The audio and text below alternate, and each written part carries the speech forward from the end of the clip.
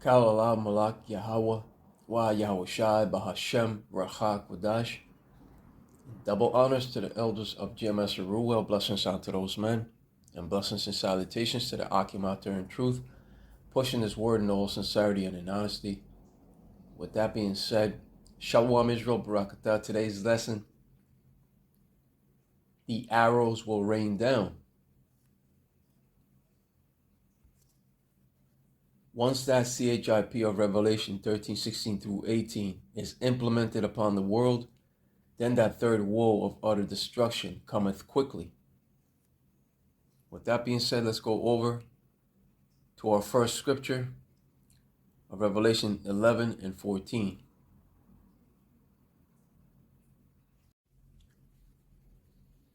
And here we have that scripture of Revelation 11 and 14. The second woe is past, and behold, the third woe cometh quickly. Woe means destruction. The second woe is past, meaning that Second World War has passed. But the third world war of destruction cometh quickly. As soon as they pass the RF to the ID, CHIP of Revelation 13 and 16. The Lord Yahweh Wayoshai has given the modern day Smith of Esau Edom the technology and knowledge of the modern day sword in order to create those destructive weapons of mass destruction. The modern day sword is also the gun, because you're not going to see no one in these times carry swords by their sides. Now they carry guns. World War III will be like no other, but it will also be the war to end all wars. On that day appointed, those destructive arrows shall fly and will completely remove modern-day Babylon the Great from power. And after the destruction, modern-day Babylon the Great shall never rise to power. It shall remain desolate and without inhabitants. Now when it comes to the land that the small hats now inhabit, that shall certainly rebuild. But when it comes to modern day Babylon the Great, it shall never rise to power. With that being said, let's go over to 2 Esdras 16 and 13.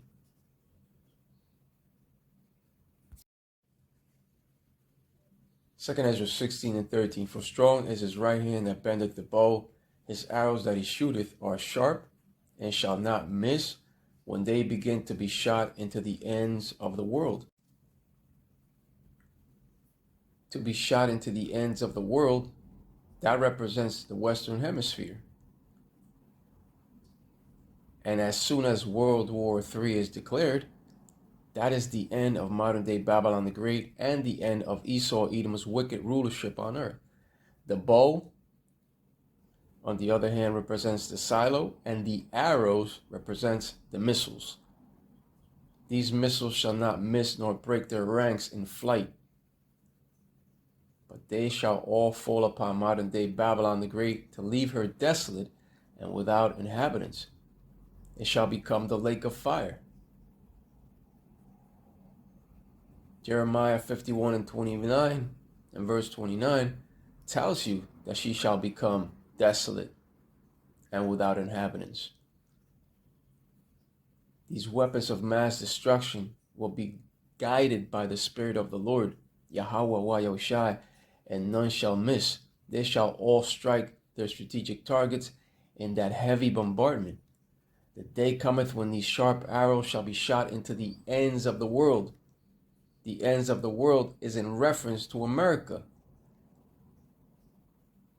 Like I said, the scripture of Jeremiah 51 and 29 says, and the land shall tremble in sorrow, for every purpose of the Lord shall be performed against Babylon, to make the land of Babylon a desolation without an inhabitant.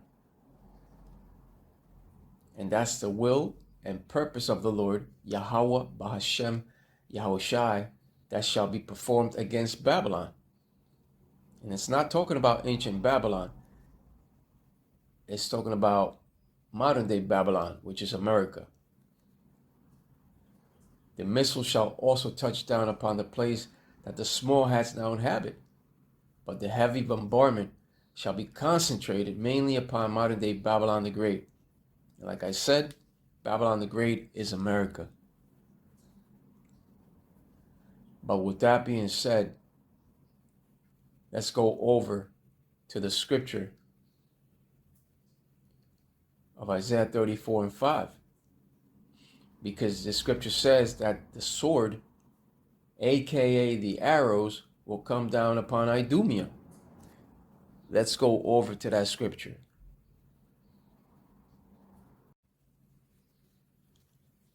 Isaiah chapter 34 and verse 5. For my sword shall be bathed in heaven. Behold, it shall come down upon Idumea and upon the people of my curse to judgment.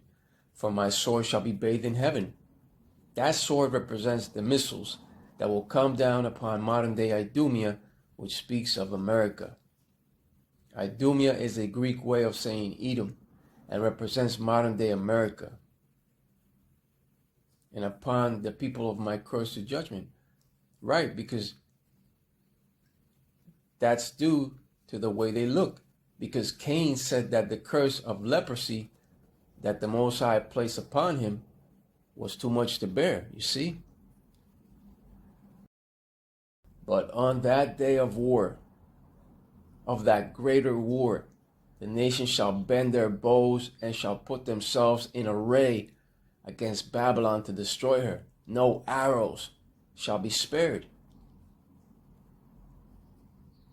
And since I spoke about that word array, that's found upon the scripture of Jeremiah 50 and verse 14. Let's also go to that scripture.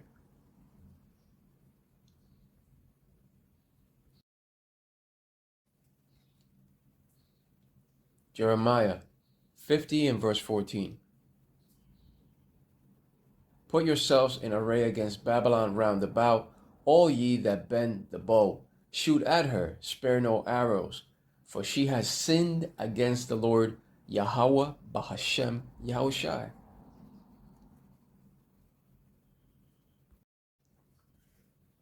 And the etymology of the word array, which is a noun, as you can clearly see here, means rank or line of soldiers, troops drawn up in battle formation. Right, that's in the middle passage. Right, they shall all come up against Babylon in battle formation. And no arrow shall be spared, because the scripture of Revelation 9 and 16 speaks of those 200 million missiles that shall be let loose to totally destroy Babylon. Modern day Babylon speaks of America.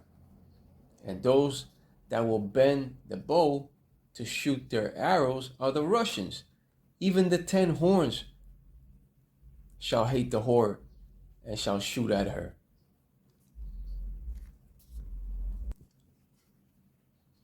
Those arrows will fly into the ends of the world and shall not break their ranks. Let's go over to the scripture of Joel 2 and 7.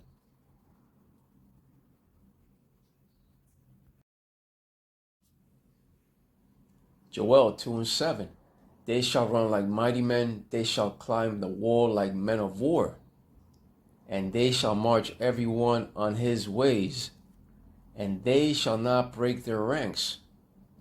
Right, the Spirit of the Lord shall be guiding them to their strategic targets. They shall run like mighty men.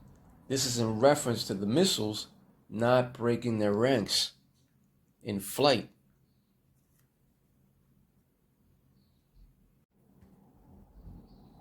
Joel 2 and 8.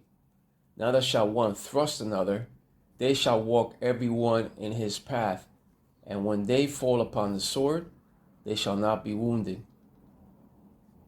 This is going into and refers to the technology of the guidance systems of the missiles that the Lord Yahweh Bashem Yahushai shall control in flight, upon flight.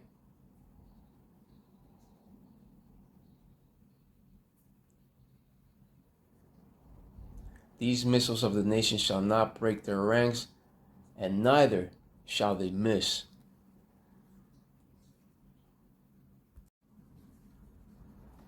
Joel 2:9. They shall run to and fro in the city, they shall run upon the wall, they shall climb up upon the houses, they shall enter in at the windows like a thief. Right. When these missiles are shot from their many different silos, they shall enter into space, and the warheads shall proceed to come down upon all their strategic targets on Earth, especially upon modern day Babylon the Great. Remember that one missile alone can carry multiple warheads inside of that one missile. And on that day, expect many missiles to carry multiple warheads inside of those missiles, like the Satan II, the Sarmat, that can carry up to 12 to 16 additional warheads inside of that one missile alone. And that's why the scriptures say 200 million missiles.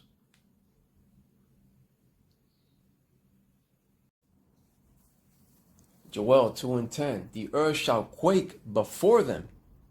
Right, the earth shall quake before them. The heavens shall tremble. The sun and the moon shall be dark, and the stars shall withdraw their shining. And upon re-entry, the missiles shall all detonate and cause the earth to quake before them. Those detonations shall certainly cause the great earthquake that is spoken of upon the scriptures. In that day of that greater war, the Russians, along with other nations, shall rain arrows upon modern day Babylon the Great to totally destroy her from the face of the earth. That onslaught that shall come upon her is biblical prophecy. But with that being said, Kalalau Malak Yahweh, Wa Yahushai, Bahashem, Rachak Wadash, and double honors to the elders of GMS Ruel. Blessings unto those men, and blessings and salutations to the Akim out there in truth, pushing his word in all sincerity and in honesty. With that being said, Shalom Israel, Barakatah.